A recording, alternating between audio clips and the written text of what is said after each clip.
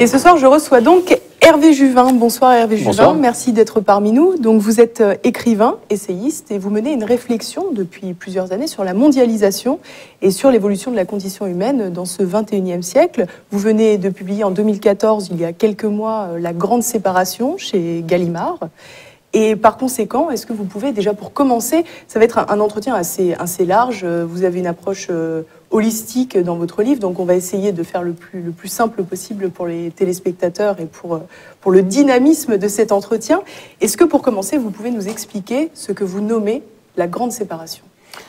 La grande séparation, c'est quelque part une radicalisation de la modernité. Les hommes étaient séparés par la distance, ils étaient séparés par la langue, ils étaient séparés par des difficultés de communication et ils étaient séparés par des frontières. Les frontières étaient le principe même de l'organisation politique de l'espace et de la planète. Et ce qui est en train de se passer, radicalisation de la modernité, c'est qu'on nous dit que ces séparations-là n'existent plus. La grande séparation qui vient, c'est la séparation radicale des hommes d'avec leur histoire, d'avec leur territoire et d'avec leur identité. C'est quelque part une idéologie de l'homme nouveau qui est en train de se déployer. Nous sommes des hommes hors sol et j'ai bien peur que nous soyons des hommes de rien. Au terme de cette grande séparation, qui constitue pour moi très clairement la première menace qui pèse sur nous. En fait, vous faites un parallèle très clair, toujours, entre cette quête permanente du progrès, de l'homme nouveau, du dépassement de la condition humaine, et finalement le dévoiement de ce que l'on avait pu auparavant intégrer dans le concept de progrès. Tout à fait, le progrès, ça a été pendant très longtemps, et en réalité, ne pleurons pas sur ce qui s'est passé, une amélioration concrète des conditions de vie des hommes et des femmes. Je ne suis plus sûr que nous en soyons là. Je ne suis plus sûr que nous en soyons là, et si on sent bien une nostalgie qui est en train de s'emparer d'une grande partie des pays européens, mais aussi d'autres pays du monde.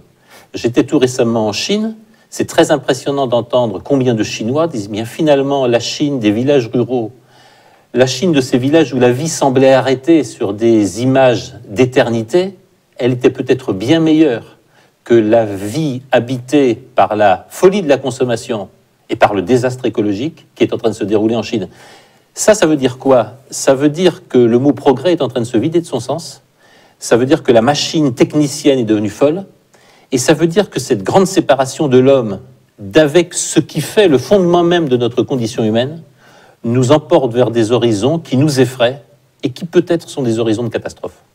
Vous faites un lien aussi assez fréquent dans votre ouvrage entre l'ultralibéralisme appliqué à l'économie et cette quête de liberté jamais satisfaite, finalement, de libertarisme, de libertarien, je ne sais pas comment on pourrait dire, poussé à l'extrême. Oui, c'est l'un des phénomènes les plus intéressants à considérer dans le monde occidental, et puis en particulier en France.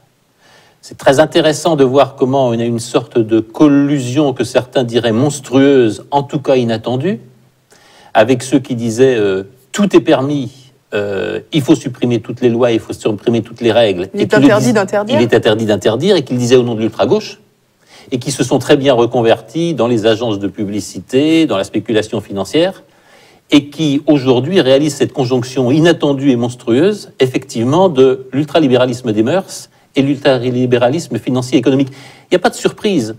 Casser les structures sociales, casser le lien avec le territoire, casser ce qui permet à des hommes et à des femmes de dire nous, de se sentir fort d'une identité commune, ça ouvre la voie à tous les prédateurs, et ça ouvre la voie à l'hyperlibéralisme financier.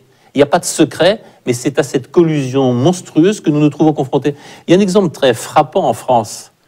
Enfin, comment ne pas être surpris de voir un gouvernement socialiste détruire à ce point et dégrader les fonctions régaliennes? Je pensais naïvement que les socialistes étaient attachés à la nation, étaient attachés à l'État, et que les fonctions de justice, les fonctions de sécurité, ces fonctions qui pacifient le territoire, seraient au cœur du projet socialiste. Or, on assiste à tout le contraire. Je ne veux pas me prononcer sur un débat, mais enfin, dans la réforme Macron, aujourd'hui, qui est annoncée, on veut ouvrir le statut des notaires et, en clair, détruire la sécurité juridique que le notariat donnait à la France. C'est quoi? De nombreuses professions réglementées, d'ailleurs. Exactement. Le notariat. Le cas des notaires est très intéressant. Quand vous êtes propriétaire de quelque chose en France, il y a extrêmement peu de conflits, vous en êtes réellement propriétaire. Aux États-Unis, pays de la common law, vous avez des milliers de conflits sur les droits de propriété. Et vous savez sans doute qu'aux États-Unis, le coût du droit, c'est 2,5% du PIB. En France, c'est 1%. Qu'est-ce qu'on fait avec la réforme Macron, avec la mise en cause du droit des notaires? C'est simplement rendre la propriété immobilière plus fragile et c'est ouvrir la voie à des prédateurs qui vont, d'une manière ou d'une autre, mettre en cause la sécurité juridique des Français et la sécurité de leurs droits de propriété.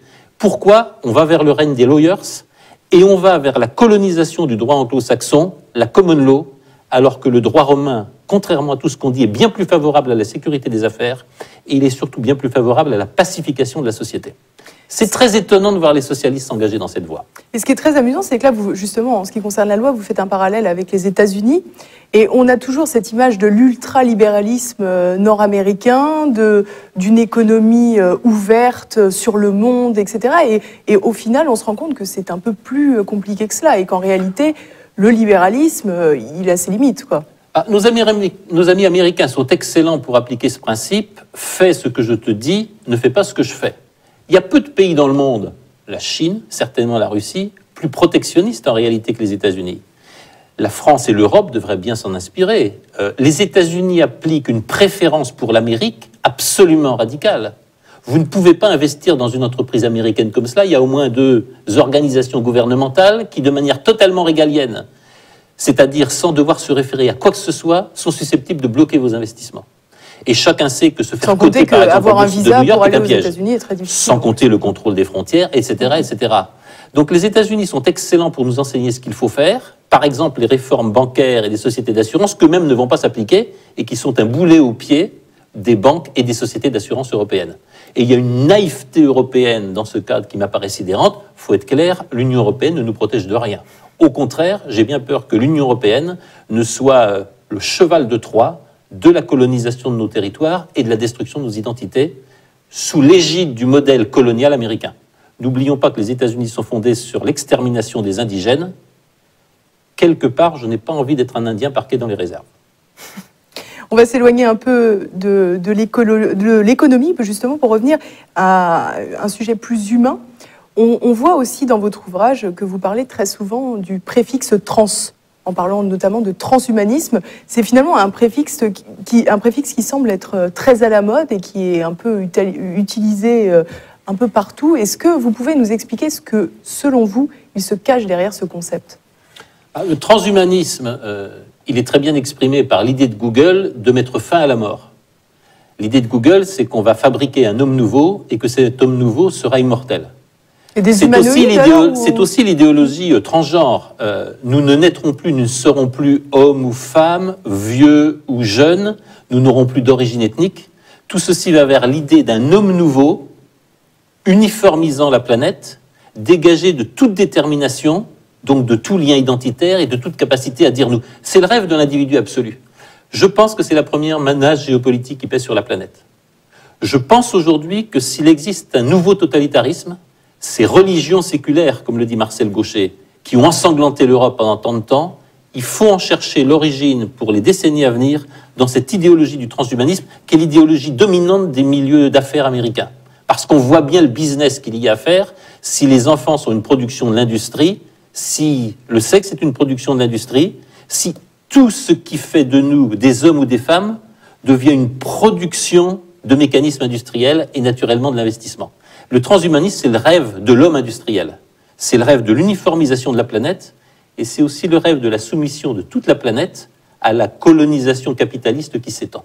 Je pense que c'est la première menace à laquelle nous sommes confrontés. Donc si je vous suis, en gros, c'est l'homme en tant que produit du marché, finalement. Tout à fait. C'est une révolution de la condition humaine et c'est une révolution absolument inouïe qui est en train de se dérouler.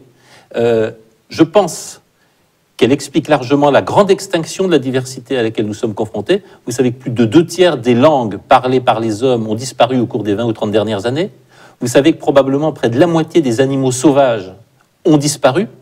Et vous savez qu'on est en train de procéder à la disparition des variétés végétales et des variétés animales d'une manière absolument bouleversante. Et ce qui m'apparaît encore plus frappant, c'est l'extinction de la diversité humaine.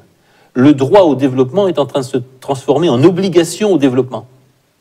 Est-ce que, justement, ça ne dérive pas vers une forme d'uniformisation, de culte de l'individualisme et de l'individu en tant que tel, en tant que membre d'une planète, d'un monde, mais pas d'une communauté, plus d'une communauté. Bien entendu. Même s'il y a des réactions communautaires d'autre part. Bien entendu, je pense qu'on est dans la phase ultime de réalisation de cette affirmation de Margaret Thatcher. La société, ça n'existait pas. Il n'y a que des individus.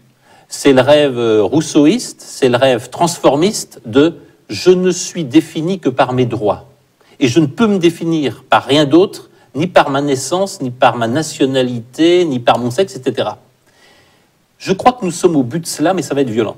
Je crois que cette tentative... En fait, on est un peu des enfants sauvages maintenant. Exactement. Cette tentative d'uniformisation du monde, c'est ce qui reste du XXe siècle. Peut-être en 3 mots, le XIXe siècle, c'est l'âge du faire. On a réussi à fabriquer des choses. On a réussi à produire des choses que l'homme n'aurait jamais imaginé pouvoir faire. C'est la puissance industrielle.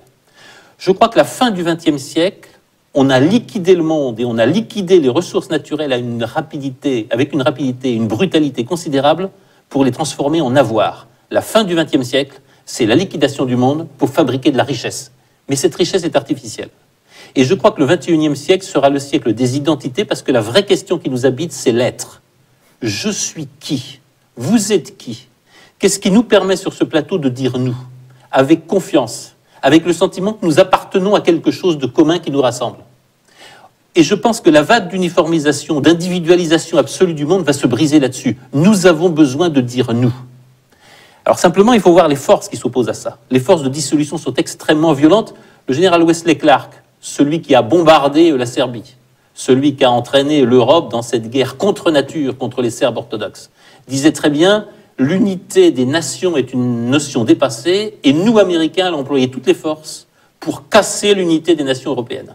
C'est à ça que nous sommes confrontés. Nous y sommes confrontés de manière extrêmement violente en ce moment par rapport à cette volonté des États-Unis